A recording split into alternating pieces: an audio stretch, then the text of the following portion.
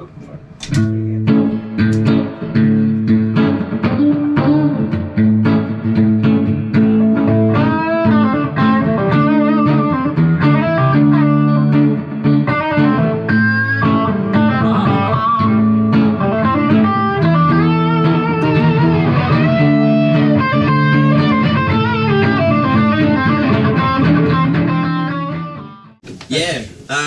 right. So writing songs, it's a hard thing. I've only written 3. The last one, the most recent one, Coming Your Way, I did here with you. I like that one. That was good. Yeah. Came across this weird riff. I think I stole it from Hugh. Yeah, borrowed it from Hugh Laurie. You know, the guy from House. He's got a blues out. He's got about 3 or 4 blues albums. Okay. Yeah, no, you wouldn't even pick it. No. Yeah, dude's killer. He's quite talented player. And then, I was playing a lot of video games at the time. It was during lockdown. I was playing Red Dead Redemption, which is like a cowboy western thing. Yeah, good game. Good game. Get into it. And it just kind of spewed out from there, and I've tried since, and it's kind of slow, but it's definitely on the cards. It's definitely not on the cards. It's on the cards. It's just trying to find a hybrid way of like picking knowledge from this guy, picking knowledge from people around you, and I think that's kind of what you do. And like you even talk to, people like artists like Sherry. She probably have a whole creative process that she's chopped and changed from. Bill. I think Bill especially. It is that kind of growing process. I struggle with it. I can come up with hundreds of chords and riffs and things like that, but the words just don't come.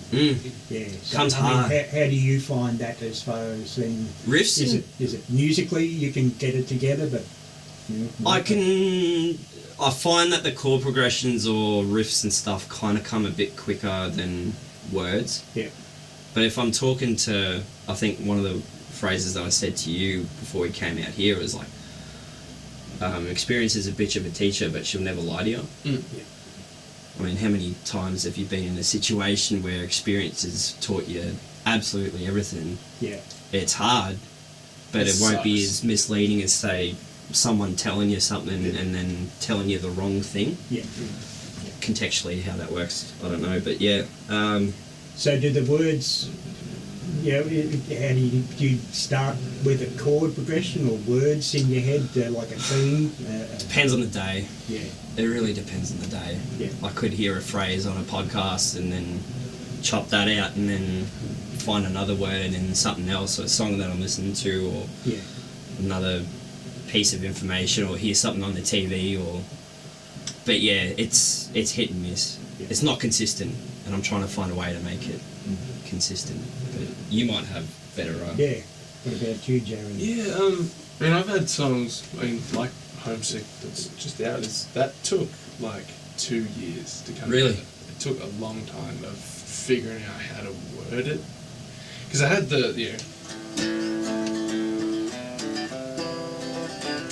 So you actually had the chords all there, it's just coming up with the theme and the words. Yeah. And I had the second verse and the chorus just sort of come to me one time, and I like the melody of it, like na na na. I had no idea what words to say. Yeah.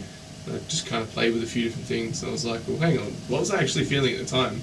And then I was like, okay, it was weird. It was like, because it's a breakup song, which I know nobody's done before. Nobody's ever done breakup songs. First one to do it. Trendsetter. And but the weird thing was, I remember at the time, was holy shit, this bed is freezing by myself. Yeah. And I was like, well, it's been cold. Yeah. Beautiful opening line. And I had the second verse, and I literally had it on Snapchat, and it was the first time I sent it to anybody, or sent me singing anything to anybody. It was like, I might have sent it to Sherry, and I might have sent it to Bill. So speaking of those two before.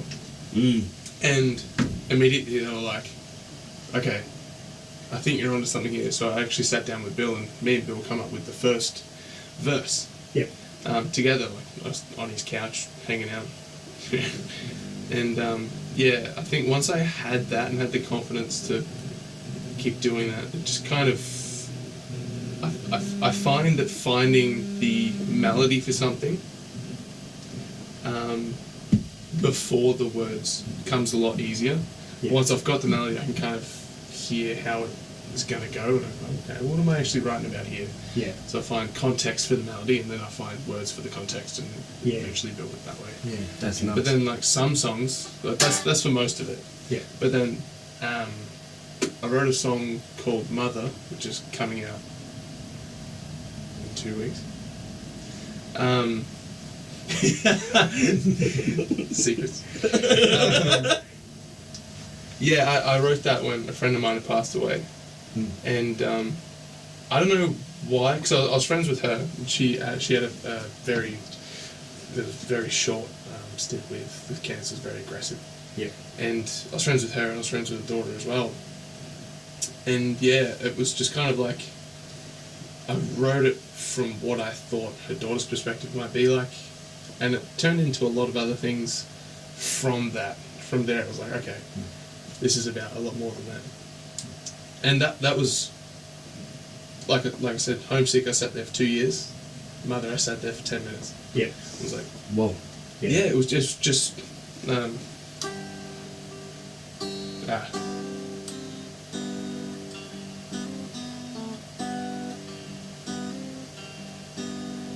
and that was just sort of come from that. And yeah, it was 10 minutes. Like, cool, I'm done. Do you find like do you then from the chords, do you just get this little kind of melody thing in your head, and then the words just start to flow? Yeah, a lot of it stems from the accents on the chords. So, for instance, put that there. Was with that, like Mother's, that accent. Yeah. Around the chord. Like, oh, those are notes for A minor. I'm like, well, that's what kid's going to be in. We listened to a lot of Isabel at the time. No. What's listen to? Actually, I was listening to Amigo the Devil, Garden of Leaving, which is the saddest song on the planet. Shit. Which I was like, okay, well, that helped me write another Got you sad in the song. mood for it. Yeah. Yeah. Exactly. Yeah. But, Interesting. yeah, the melody within the chords is kind of where I find the melody for the vocals, and then I find context, and then words after that. Yeah. Yeah. But yeah. Okay. Yeah. I'm taking notes as you speak. It's awesome. Yeah, same here. Cool. Yeah. I love it.